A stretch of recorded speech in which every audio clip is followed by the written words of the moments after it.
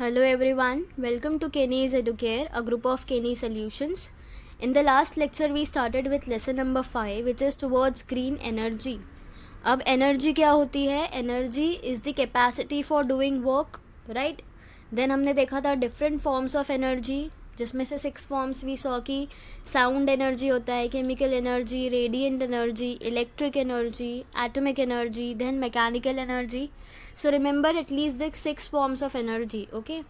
Then हमने देखा कि एनर्जी एंड एनर्जी यूज़ कहाँ पे होती है. वी हैव सीन कि केमिकल एनर्जी से मोशन में कैसे क्रिएट होता है, सन से जो रेडिएंट एनर्जी आती है, how plants are using that in chemical form, right. So we saw and we also saw कि इस लेसन में वी विल बी स्टडिंग कि इलेक्ट्रिकल एनर्जी कैसे जनरेट की जा सकती है using sun, wind and water, right. So पर मेनली ये लेसन में we will focus on electrical energy कि आप वेरियस नेचुरल रिसोर्सेज यूज़ करके इलेक्ट्रिकल एनर्जी कैसे जनरेट कर सकते हो. बिकॉज अलॉन्ग विथ फूड, अगर आज लाइट चली जाती है and it doesn't come after 1-2 hours, हम क्या करते हैं, वी वेट कि लाइट कब आएगी. Because we are very much dependent on electrical energy nowadays. For everything we need electricity, right. हम एक तरह से उस पर डिपेंडेंट हो चुके हैं. तो डोंट यू थिंक कि हमें इस चीज़ पे भी फोकस करना चाहिए कि how we can generate that electricity, right. So in this lesson you will be studying ki how you can use different techniques and you can generate electrical energy. Okay.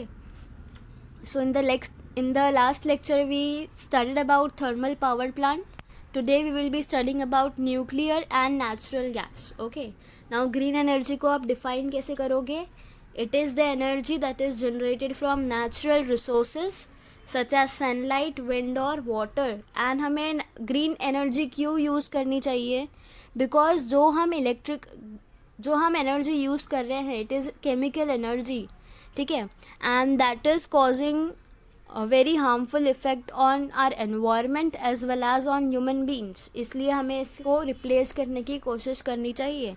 And जब हम chemical energy use करते हैं तो it is costing us too high, ठीक है. And if we use the things that are freely available in the nature, तो क्या हो रहा है, we are also reducing the cost to generate that electricity, right. इसलिए हमें ग्रीन एनर्जी के तरफ जाना चाहिए. And this is the motto and also the lesson names as it says towards green energy. Okay.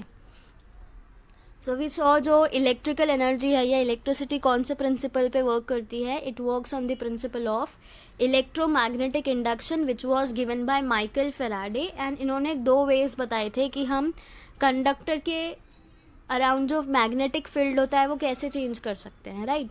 एक तो या हम मैग्नेट को स्टेशनरी रखें या हम कंडक्टर को स्टेशनरी रखें, either of the 2 ways. And आप क्या देखोगे यहाँ पे जो पोटेंशियल डिफरेंस है वो यहाँ पे चेंज हो जाएगा व्हेन कंडक्टर मूव्स और व्हेन द मैग्नेट मूव्स, ठीक है. Then we studied about electric generator. And ये जनरेटर से एक टरबाइन कनेक्टेड होता है जिसका काम होता है टू रोटेट द मैग्नेट जो जनरेटर के अंदर प्रेजेंट होता है. बिकॉज जब तक मैग्नेट रोटेट नहीं करेगा इलेक्ट्रिकल एनर्जी जनरेट नहीं होगी. एंड ये मैग्नेट को रोटेट करने के लिए turbine is very much important.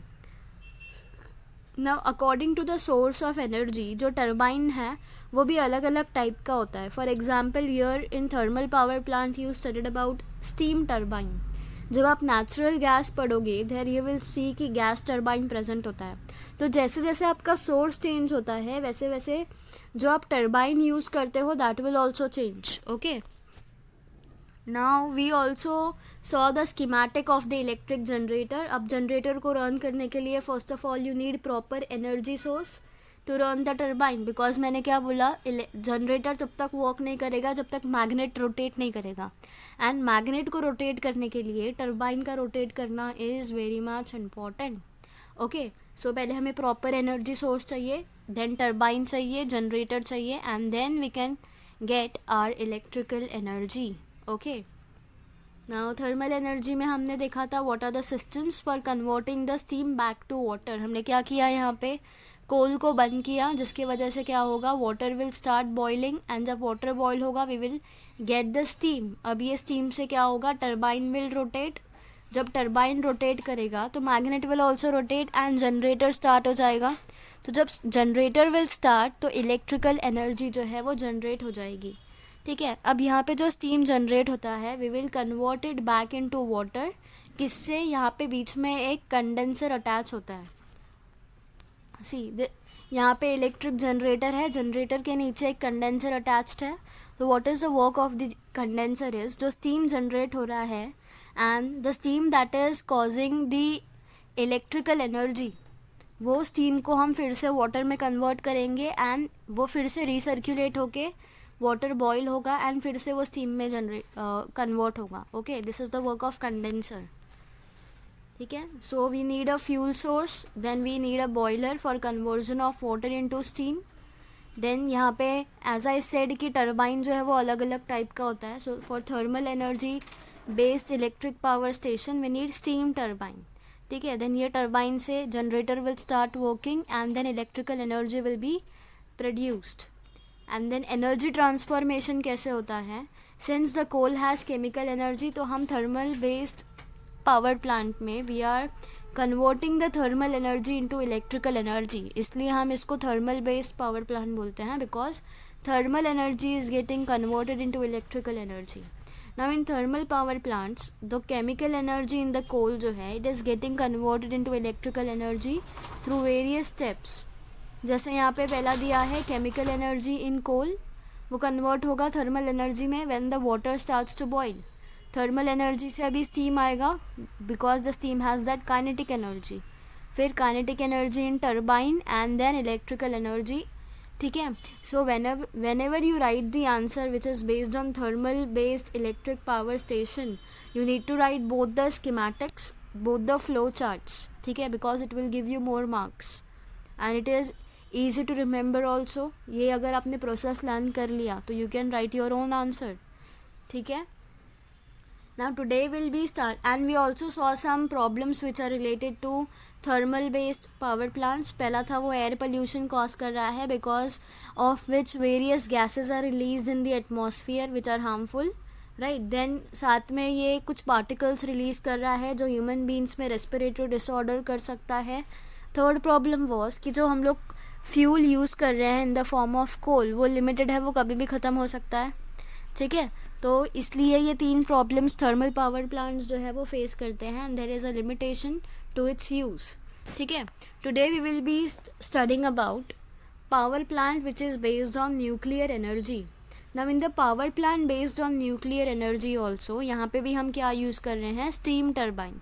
Steam turbine is use to rotate the generator, turbine rotate करेगा, जनरेटर के अंदर का मैग्नेट रोटेट करेगा and then electrical energy will be generated. However, here the energy released by the fission of nuclei of the atoms like uranium or plutonium is used to generate the steam of high temperature and pressure।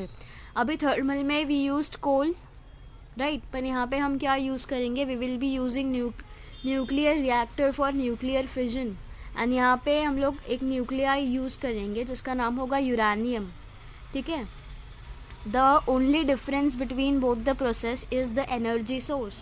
पहले हम कोल use कर रहे थे, यहाँ पे we are using uranium which is a nuclear and इसके लिए हमें न्यूक्लियर रिएक्टर की ज़रूरत है, ठीक है। यहाँ पे दिया हुआ है फ्यूल इज़ यूरानियम और प्लूटोनियम। देन हमें सिस्टम चाहिए जो स्टीम को system for steam generation from water, हम क्या करेंगे, बॉयलर चाहिए, राइट। वो क्या करेगा, बॉयलर वाटर को स्टीम में कन्वर्ट करेगा। then we need a steam turbine and then generator and electrical energy will be generated। This is the system for conversion of steam back into the water, so you should remember this system, okay। now thus here nuclear energy is converted into thermal energy, right। हम लोग यहाँ पे uranium use कर रहे हैं तो it has that nuclear energy, उसको हम convert करेंगे into thermal energy and this thermal energy is getting converted into kinetic energy of the steam। Thermal energy में कैसे, water will start to boil, right. तो वहाँ पे टेम्परेचर चेंज हो रहा है तो थर्मल एनर्जी, अब वो थर्मल एनर्जी जब वाटर कन्वर्ट हो जाएगा स्टीम में तो that thermal energy gets change to kinetic energy. अब ये kinetic energy will get converted into kinetic energy only but it will be of turbine and finally the kinetic energy of the turbine is converted into the electrical energy। so you should remember this in this nuclear based power plant वाला theory. And if you write this you are very much clear, the teacher thinks कि you are very much clear with the concept. so just remember कि nuclear energy जो है वो एक बार thermal में convert होगी, फिर थर्मल से 2 बार काइनेटिक में कन्वर्ट होगी, एंड देन काइनेटिक से it will get converted into electrical energy. ठीक है. Now how does nuclear fusion takes place. अब हम यहाँ पे बोलते रहे हैं कि we are using uranium as a source of fuel, पर यूरेनियम से इलेक्ट्रिसिटी जनरेट कैसे हो रही है, उसको क्या चीज़ मिल रही है जिसके वजह से इलेक्ट्रिसिटी जनरेट हो सकती है. सो सी, जब हम न्यूट्रॉन को बम्बार्ड करते हैं on atom of uranium 235, it absorbs the neutron and convert into an isotope uranium 236. अब न्यूट्रॉन्स जो है they are neither positively charge not negatively charge, ये न्यूट्रल होते हैं. ठीक है. तो जब आप यूरेनियम 235 पे ये न्यूट्रॉन्स को बम्बार्ड करोगे, बहुत सारा न्यूट्रॉन्स डाल दोगे, तो क्या होगा, ये यूरेनियम न्यूट्रॉन्स को एब्जॉर्ब कर लेगा and it will convert into isotope uranium 236. Okay, now uranium 236 is extremely unstable and it will convert into atoms of barium and krypton. अब 236 ऐसे ही नहीं रह सकता, तो ये ब्रेक डाउन करेगा एक तरह से into barium and krypton, and यही प्रोसेस को हम क्या बोलते हैं, फिजन. एंड जब ये फिजन होगा, जब यूरेनियम 236 कन्वर्ट होगा इनटू बेरियम एंड क्रिप्टॉन, तो साथ में ही वो 3 न्यूट्रॉन्स को रिलीज़ करेगा along with 200 mega electron volt energy. अब ये जो 3 इलेक्ट्रॉन रिलीज़ हुए हैं, ये 3 इलेक्ट्रॉन्स जो है यहाँ पे बम्बार्ड करेंगे फिर से यूरेनियम 235 से, जिसके वजह से क्या होगा, वो कन्वर्ट हो जाएगा 236 में. अब 236 में कन्वर्ट होने के बाद ये क्या करेगा, it will convert into barium and krypton, and साथ में फिर से वो 3 न्यूट्रॉन देगा. तो ये प्रोसेस ऐसे ही कंटिन्यू होता रहता है, and because of which electrical energy generate होती रहती है कंटिन्यूसली. ठीक है. So the 3 neutrons generated in this process cause fission of the 3 other uranium 235, releasing more energy. I hope you have understood. The neutrons released in this reaction release more energy through fission of more uranium nuclei. This process of fission of uranium 235 atoms continues and this is called the chain reaction. अब यहाँ पे एक chain जैसा form होगा and this reaction will continue and electricity will be generated continuously. सी, ये uranium 235 का atoms है, यहाँ पे न्यूट्रॉन का बम्बार्डमेंट हुआ, मतलब न्यूट्रॉन आया एक. तो एज आई सेड, जब ये 235 जो है उस पर न्यूट्रॉन्स आएंगे, it will get converted into uranium 236 जो अनस्टेबल है, इसलिए वो कन्वर्ट हो जाएगा इनटू क्रिप्टॉन एंड बेरियम, और साथ में ही वो क्या रिलीज़ करेगा, 3 न्यूट्रॉन्स रिलीज़ करेगा एंड 200 मेगा इलेक्ट्रॉन वोल्ट की एनर्जी. तो अब इन्होंने 3 न्यूट्रॉन्स को रिलीज़ किया है, तो ये न्यूट्रॉन्स जाएंगे दूसरे अलग 235 पे जाके बम्बार्ड करेंगे, जिसके वजह से वो भी क्रिप्टॉन एंड बेरियम में कन्वर्ट हो जाएंगे. सेम वे जो दूसरा न्यूट्रॉन है वो दूसरे यूरेनियम पे जाके करेगा, एंड ऐसे ही क्या होगा, ये चेन रिएक्शन बढ़ता जाएगा. एंड इसका एक एडवांटेज ये है कि बिकॉज ये प्रोसेस कंटिन्यू हो सकता है बहुत लंबे टाइम तक, it is a chain reaction, तो इलेक्ट्रिसिटी जो है वो कंटिन्यूसली चल सकती है. See, nuclear power plants, a controlled chain reaction results in release of thermal energy and which is used for electric energy generation. Okay. So this is how the process works. Now a nuclear power plant does not use fuel like coal. यहाँ पे हमें कोल की ज़रूरत नहीं है. Therefore problems like air pollution do not arise. Because coal use कर रहे थे तो एयर पोल्यूशन हो रहा था, रेस्पिरेटरी डिसऑर्डर्स हो रहा था. ऑल्सो कोल भी लिमिटेड है, तो we can't use and depend in future on coal, right. तो यहाँ पे बहुत सारा फ़ायदा है, बेनिफिट है अकॉर्डिंगली, राइट. सो यहाँ पे पहला तो एक पॉइंट है, advantageous point. Also if sufficient nuclear fuel is available, nuclear fuel हम क्या यूज़ कर रहे हैं, यूरेनियम या प्लूटोनियम अगर सफिशिएंट अमाउंट में प्रेजेंट होगा, तो this can be a good source of electrical energy. Okay.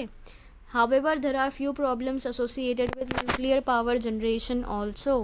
Now let's see problems क्या है. The product after fusion of nuclear fuel are also radioactive and emit harmful radiation.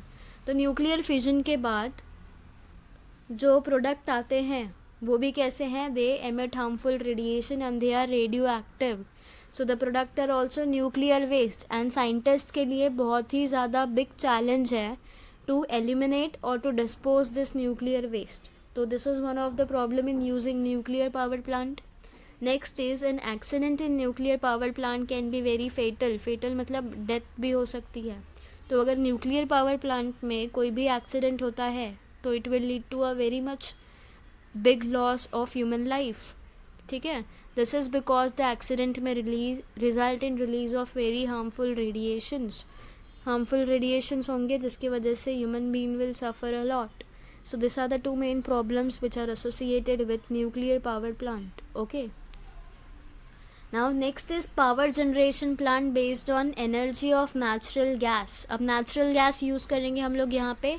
The turbine which we will use here is gas turbine. Okay, so in this plant the turbine is run by a gas at very high temperature and pressure by combustion of natural gas. अब आप क्या करोगे, turbine के ऊपर अब तक हम steam release कर रहे थे, अब हम टर्बाइन के ऊपर गैस रिलीज़ करेंगे. Okay, a flow chart showing various stages in power generation plant based on natural gas energy is shown in figure. Now compressor for pressurized air. अब ऐसा नहीं है कि टर्बाइन के ऊपर गैस रिलीज़ करना है तो आप ऐसे ही रिलीज़ कर दोगे. You need a compressor because आपको प्रेशराइज्ड एयर रिलीज़ करना है. ओके, फिर एक कंबशन चेम्बर की ज़रूरत है, गैस टर्बाइन चाहिए, जनरेटर चाहिए and then electrical energy can be generated. ठीक है, तो नेचुरल गैस अगर आप यूज़ कर रहे हो तो यू नीड अ कंप्रेसर, एक combustion chamber, gas turbine and generator. ठीक है, so this is how the arrangement will be for natural gas. Okay, now there are three main sections in this type of plant. Now pressurized air is introduced in the combustion chamber. ये जो combustion chamber है इसके अंदर pressurized air को release करेंगे and वो pressurized air के लिए हमें क्या चाहिए, compressor चाहिए. Okay, we release that into this combustion chamber using a compressor. अब कंबशन चेम्बर में नेचुरल गैस बर्न होगा in the presence of air. ठीक है, the gas at very high temperature and pressure generated in this chamber runs the turbine. अब combustion chamber में हमने जो pressurised air को रिलीज़ किया है उसकी वजह से क्या होगा, turbine will start to rotate and जब टर्बाइन रोटेट करेगा generator will start and generator जब स्टार्ट हो जाता है तो electrical energy is generated.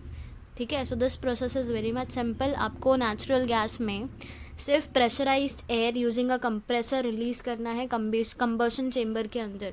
Rest all the process remains the same जैसे हमने thermal power plant and nuclear power plant में पढ़ा है. Okay, now turbine then drives the generator to produce electricity. Now step by step transformation of energy in this plant is shown in the figure. Natural gas में chemical energy होती है, that chemical energy is getting converted into kinetic energy generated due to combustion. हमने combustion chamber में डाला है तो वहाँ पे this chemical energy will get converted into kinetic energy. अब it will get converted into kinetic energy of turbine and that turbine will cause the electrical energy. It will produce the electrical energy. This is how the transformation of energy in power plant using energy of natural gas is caused. Okay. Now the efficiency of this type of power generation plant is higher than that of power generation plant based on coal. मतलब जब हम thermal energy use कर रहे थे उससे ज़्यादा हमें electricity कहाँ पे जनरेट होके मिलेगी, we will get that in natural gas वाला पावर प्लांट में. ठीक है, moreover since the natural gas does not contain sulphur, burning of natural gas results in less pollution. अब पोल्यूशन क्यों होता है, बिकॉज एक सल्फर है gas which is harmful for the environment. तो जब आप नेचुरल गैस को बर्न करोगे तो this sulphur is not released in the environment, इसलिए पोल्यूशन जो है वो लेस होगा when you use this natural gas. The schematic of power plant based on natural gas is given below. यहाँ पे आपने फ्यूल दिया, फ्यूल मतलब क्या, प्रेशराइज्ड एयर.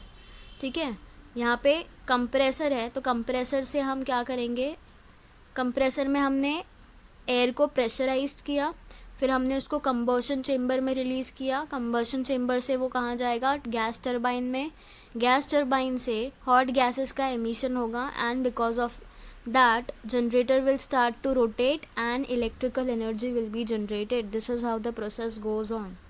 ठीक है, Now this is how the natural gas का power plant station works and how the electricity is generated. I hope you are clear with all the three methods. Okay, now next we will be studying about an electric energy generation and environment. Now electricity generation based on fossil fuels like coal, natural gas and nuclear fuels like uranium and plutonium are not environment friendly. Right हमने देखा ना अभी तीनों method हमने पढ़े and we saw कि कुछ कुछ प्रॉब्लम्स एसोसिएटेड है ही उनसे. It means that if electrical energy is generated using this fuels it can lead to environmental degradation, right? So we have seen that burning of fossil fuels like coal and natural gas leads to emission of certain gases and soot particles and this results in air pollution, right? ये हमने thermal में भी देखा, nuclear में भी देखा and we saw this in natural gas also. पर यहाँ पे नेचुरल गैस में एक बेनिफिट था कि सल्फर रिलीज नहीं होता इसलिए पोल्यूशन लेस होगा, but it will create some kind of pollution, right? So incomplete combustion of fuel leads to formation of carbon monoxide. It adversely affects our health. Increase in percentage of carbon dioxide in the air due to burning of fuels affects environment severely. ठीक है, अगर हम लोग combustion नहीं कर रहे fuel का या आधा ही कर रहे हैं तो it will lead to formation of carbon monoxide which are harmful for human beings as well as for the environment. ठीक है, it will affect our health. And when carbon dioxide in the air जो है वो increase होगा तो it will adversely effect our environment. ठीक है, the phenomenon of global warming is an example of this. हम सबको पता है ग्लोबल वार्मिंग कितना ज़्यादा हो गया है. Nitrogen dioxide generated due to burning of fuels like coal, diesel, petrol etcetera lead to problems like acid rain. अब जो हम पेट्रोल डीजल भी यूज़ कर रहे हैं it is also releasing some kind of pollution and जिसके वजह से जिसका side effect हमें देखने मिलता है which is the acid rain which is caused. Soot particles generated due to incomplete burning of fossil fuel causes air pollution, right? So it can lead to problems related to respiratory systems like asthma, right? तो हमने ये सारी चीज़ें पहले भी पढ़ी थी. सारे जो प्रॉब्लम्स रिलेटेड है सारे प्रोसेसेस से ये सारे ही थे. Then it took millions of years for formation of fossil fuels like coal, crude oils and natural gases in the form of LPG and CNG. बहुत million of years के बाद इन सारी चीज़ों का formation हुआ है. Also the reserves of these fuels are limited, है ना. हमने थर्मल पावर प्लांट में यही पढ़ा था कि कोल वहाँ पे यूज़ होता है, इट इज़ लिमिटेड, तो it is one of the problem. They are going to deplete in future, ख़त्म हो सकते हैं ये फ्यूचर में. It is said that with the current speed of the use the coal reserves in the world will last for another about 200 years और so and the natural gas reserves for about 200 to 300 years.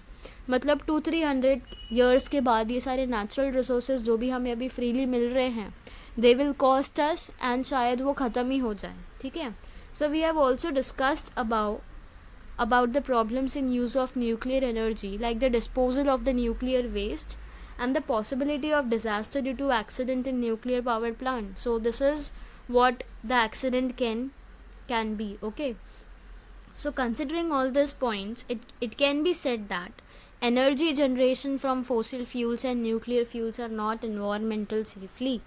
ठीक है, तो हमने तीनों electricity generate करने के method देख लिए but they are not safe.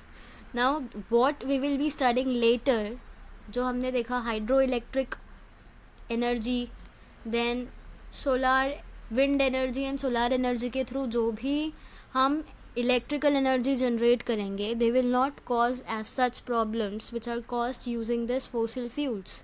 ठीक है, so this all we will be studying in the next lecture. I hope you have understood with all the topics I have covered till now. Okay, so for today thank you everyone.